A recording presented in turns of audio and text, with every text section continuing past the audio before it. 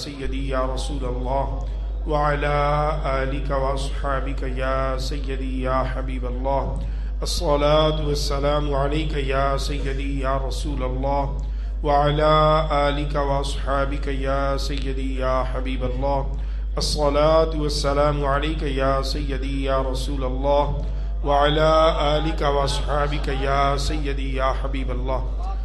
اللہ رب العزت جل وعلا کی حمد، حضور نبی رحمت شفیع معظم صلی اللہ تعالی علیہ وآلہ وصحبہ وبارک وسلم کی بارگاہ اقدس میں ہدیہ درود و سلام عرض کرنے کے بعد اللہ رب العزت جل وعلا کے فضل و توفیق، حضور نبی رحمت صلی اللہ تعالی علیہ وسلم کی نگاہ رحمت کے تصدق شعبان المعظم کی آج اس 15ویں شب میں جو برکتوں، رحمتوں، مغفرتوں والی رات ہے، ہم سب اللہ کے گھر میں، اور مسجد کا نام بھی ماشاءاللہ جامع مسجد محمدی غوثیہ، یعنی حضور صلی اللہ علیہ وسلم کی نسبت بھی اور حضور غوث اعظم کی نسبت بھی. تو آپ احباب بڑی دیر سے یقیناً تشریف فرما ہے، اور میں اپنے بھائی کا بہت مشکور ہوں کہ انہوں نے ایک لمبے عرصے کے بعد حکم فرمایا. زمانہ طالب علمی میں مجھے یاد ہے کہ حضرت کے والد گرامی علیہ الرحمہ جس مسجد میں خدمات سر انجام دے رہے تھے وہاں میں حاضر ہوا تھا. یہ وہی مسجد ہے. تو بڑے عرصہ پہلے میں یہاں حاضر ہوا تھا. آج اللہ کے فضل سے دوبارہ اسی مسجد میں نئی تعمیر اور دوست احباب کی زیارت، چند لمحوں کی گفتگو ہے، توجہ چاہوں گا، اور آپ احباب جو بات سمجھ آتی جائے گی اس پہ سبحان اللہ فرماتے چلے جائیں گے، تاکہ مجھے یہ بات محسوس ہوتی جائے کہ جو میں عرض کر رہا ہوں وہ سمجھا بھی پا رہا ہوں. عالی وقار حضرات، قرآن مجید برہان رشید سے ایک آیت کریمہ تلاوت کی ہے. اس سے پہلے کہ اس کے ترجمے کی طرف بڑھوں، قرآن مجید ایک اور مقام سے پڑھ کر اپنی گفتگو کا آغاز کرنا چاہوں گا. اللہ رب العزت جل وعلا ہمارا رب ہے، ہمارا خالق و مالک ہے. اللہ بڑا کریم ہے. یہ اس کا کرم ہی نہیں تو کیا کہ ہم گناہوں میں ڈوبے ہوئے ہیں، وہ پھر بھی فضل فرماتا چلا جا رہا ہے. عالی وقار حضرات سبحان اللہ، آپ سب کی آنی چاہیے. اگلے جملے پہ ذرا توجہ کیجئے گا جو میں عرض کرنے لگا ہوں. قرآن مجید کا طالب علم ہونے کی حیثیت سے پوری ذمہ داری سے عرض کر رہا ہوں. پچھلی اقوام میں، پچھلی امتوں میں جب گناہ بڑھتے تھے، رب کا عذاب جوش میں آتا تھا، اور کسی پر آسمان سے پانی برستا، زمین سے پانی نکلتا اور ان کو بہا کے لے جاتا. کسی کی شکل کو تبدیل کر دیا گیا پوری کی پوری قوم کی. کسی کو جناب والا ہلاک کر دیا تیز آواز کے ساتھ، کسی کو جناب تیز آندھی کے ساتھ تباہ و برباد کر دیا. کسی پر آسمان سے پتھر برسے ہیں. وجہ کیا ہے؟ جب اللہ کی نافرمانی میں حد کراس کرتے ہیں، جب اللہ کی نافرمانی میں حد کو پار کر جاتے ہیں، پھر اللہ کا عذاب جوش میں آتا ہے. لیکن اب اس جملے پہ مجھے یقین ہے کوئی مسلمان چپ نہیں رہ سکتا. عرض کرنے جا رہا ہوں کہ جب پچھلی امتوں میں لوگوں کے گناہ بڑھتے تھے، رب کا عذاب جوش میں آتا تھا، لیکن اس امت پہ کہ جو سرکار دو عالم صلی اللہ علیہ وسلم کی امت ہے، مدینے کے تاجدار کی امت ہے، ختم نبوت شان والے نبی کی امت ہے، جب ان کے گناہ بڑھتے ہیں رب کی رحمت کو جوش آتا ہے.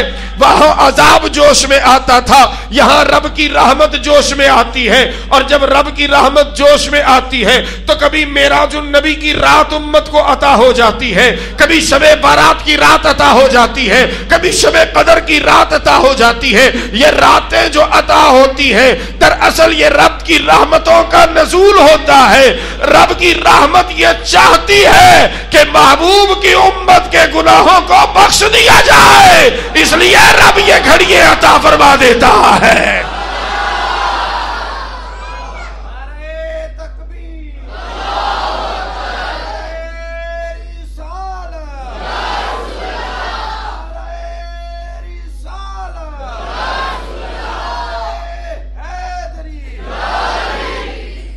عالی وقار حضرات، جملہ دہراؤں گا، اس جملے کو دل کی تختی پر لکھیے.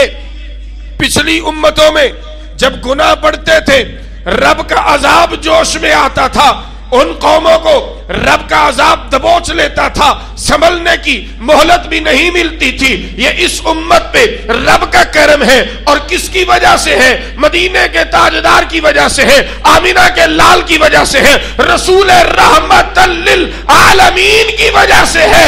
کیا کہ جب ان کے گناہ بڑھتے ہیں رب کی رحمت کو جوش آتا ہے، اور وہ رحمت برستی ہے، چھما چھم برستی ہے، اور غلاموں کے گناہوں کو دھو کے لے جاتی ہے۔ جب بارش نہیں ہوتی تو آپ نے دیکھا ہوگا کہ ہر چیز پہ مٹی جم جاتی ہے، لمبا عرصہ بارش نہ ہو نا، مٹی جم جاتی ہے، پتے دیکھے نہیں جا رہے، پھول مرجھائے مرجھائے ہوتے ہیں، آسمان گدلا گدلا ہوتا ہے، پھر اچانک بارش برستی ہے، پتوں کی سبزی دیکھنے والی ہوتی ہے، سبز رنگ، پتوں کا سبزہ دیکھنے والا، پھول کھلے کھلے دھلے دھلے، آسمان ستھرا ستھرا۔ بھئی کیا ہوا؟ کہا بارش برسی ہے، بارش میل کو دھو کے لے گئی ہے۔ جب یہ بارش برسے تو باہر کی مٹی کو صاف کر دیتی ہے، آج کی رات میں رب کی رحمت برس رہی ہے جو تیرے اندر کو ستھرا کر دے گی۔ اب آپ اس جملے کا پھر لطف لیجئے، سمجھ کے مزہ لیجئے۔ پہلی امتوں میں گناہ بڑھتے تھے تو عذاب کو جوش آتا تھا، عذاب تیزی کرتا تھا آنے میں۔ اس امت کے گناہ بڑھتے ہیں، رب کی رحمت کو جوش آتا ہے،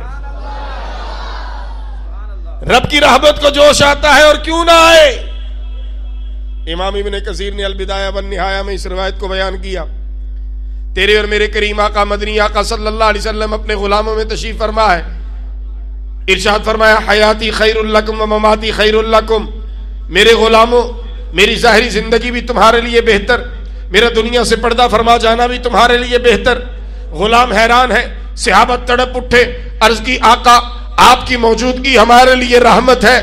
بالکل رحمت ہے، ہم بھوکے ہوتے ہیں، آپ کی دید کرتے ہیں پیٹ بھر جاتا ہے، ہم پیاسے ہوتے ہیں، آپ کی زیارت کرتے ہیں پیاس بجھ جاتی ہے، ہم پریشانیوں میں گھرے ہوئے ہوتے ہیں، آپ کو دیکھتے ہیں تو حوصلہ پا لیتے ہیں، ہم گھبراہٹ میں کبھی بھی گھبراتے نہیں، آپ کے جلوے کو دیکھتے ہیں تو غم بھول جاتے ہیں، جوان لاشیں گھر میں بچوں کی پڑی ہو تو آپ کی دید ہو جائے تو ہمیں غم باقی نہیں رہتا۔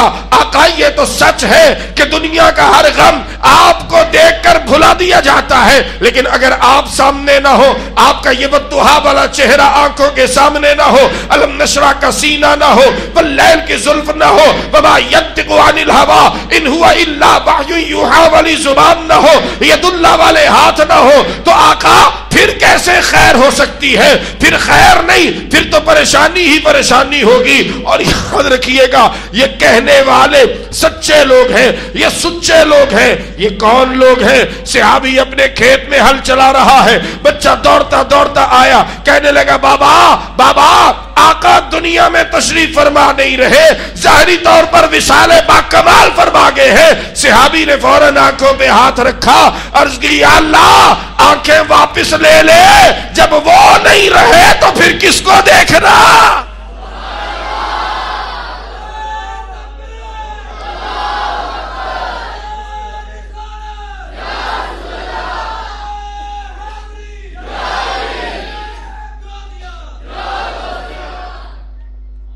جب وہ نہیں رہے، ختم ضرورت، یا اللہ دیکھ لیا جس کو دیکھنا تھا، ان کو دیکھ کے کسے دیکھیں؟ دیکھ کے تلوا تیرا، وہ کیا شعر ہے جی، اب نظروں پہ کون چڑھے، دیکھ کے تلوا تیرا آقا۔ آقا جی آپ کے نالین پاک کو دیکھ کے اب کوئی ان آنکھوں پہ نہیں جچ سکتا۔ تو صحابی نے بھی عرض کی یا اللہ اب ان کو دیکھ کے کس کو دیکھنا، واپس لے لے۔ سچا اتنا کہ ہاتھ بعد میں نیچے آئے، رب نے روشنی پہلے واپس لے لی۔ ان کے مجمع میں سرکار فرما رہے ہیں مماتی خیر لکم، غلاموں میری موت ظاہری وصال با کمال، یہ بھی تمہارے لیے بہتر ہے۔ تڑپے سارے، عرض کی سونا یہ کیسے بہتر؟ فرمایا یاد رکھنا میرے غلاموں، اللہ نے زمین پر اپنے نبیوں کے جسموں کو حرام قرار دے دیا ہے۔ یہ مٹی اللہ کے نبیوں کے جسموں کو چھو نہیں سکتی، بلکہ مجھے کہنے دیجئے یہاں تو ایسے واقعات سے کتابیں بھری پڑی ہیں، لوگوں نے اپنی آنکھوں سے بھی دیکھا ہے۔ کئی 100 سال کے بعد قبریں کھلی ہیں، صحابہ کرام کے جسم بھی سلامت ہیں، حضور کی آل کے جسم بھی سلامت ہیں، اس امت کے علماء کے جسم بھی سلامت ہیں، اللہ کے ولیوں کے جسم بھی سلامت ہیں، اور جن کے غلاموں کے جسم سلامت، جن کے غلاموں کے غلاموں کے غلاموں کے جسم بھی سلامت ہو، اس آقا کی اپنی شان کیا ہوگی؟ بلکہ مجھے کہنے دیجئے وہ مقام محبوبیت کے اس اونچے مرتبے میں فائز ہے کہ جن گلیوں سے وہ تشریف لے جائے، رب فرماتا ہے لا اقسم بہذا البلد۔ کس درجے پہ فائز ہے؟ جس گلی سے میرے کریم تشریف لے جائیں، رب فرماتا ہے مجھے ان گلیوں کی قسم، مجھے ان گلیوں کی قسم۔ یا اللہ کس لیے؟ فرمایا حل بہذا البلد، میرا سونا ان گلیاں وچوں جدو تشریف لے گیا ہے تے پھر یہ عام تے نہ رہیاں، یہ مقام ہے میرے کریم کا۔ اور جو زمین کا ٹکڑا بار بار آپ کے مبارک قدمین شریفین کو چوم لے، رب کہتا ہے سونیا اعلان فرما دے اب یہ عام ٹکڑا نہیں رہا، توجہ میری طرف جملہ ضائع نہ کیجئے گا، اب یہ ٹکڑا عام نہیں رہا۔ یا اللہ پھر یہ کیا بن گیا؟ فرمایا اپنی زبان سے اعلان کیجئے روضۃ من ریاض الجنہ، اب یہ ہے زمین کا ٹکڑا لیکن زمین کا نہیں ہے زمین کا ٹکڑا لیکن زمین کا نہیں ہے۔ آقا پھر کیا ہے؟ فرمایا یہ 7 آسمان پار جو رب کی جنت ہے، یہ رب کی اس جنت کا باغ بن گیا ہے۔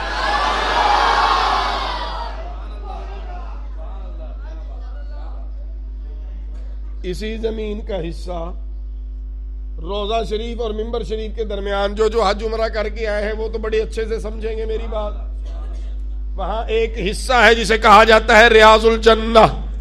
کیا مطلب؟ جنت کا باغ، جنت کا بولو جنت کا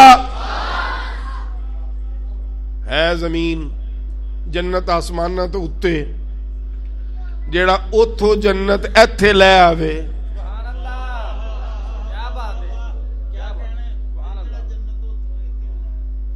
نہیں سمجھ آندی، کہندے نے جاندے ہو بابا فرید کی لین جاندے ہو، انہیں ساڈے ورگے سادے بندے نے کیا، انہیں کیا تو جنت دا بوا، انہیں کیا چلا ہویا جنت کتھے؟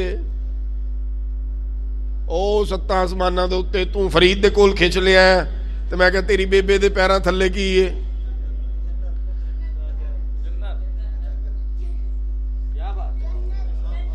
اب بیبے دے پیراں تھلے کی آ؟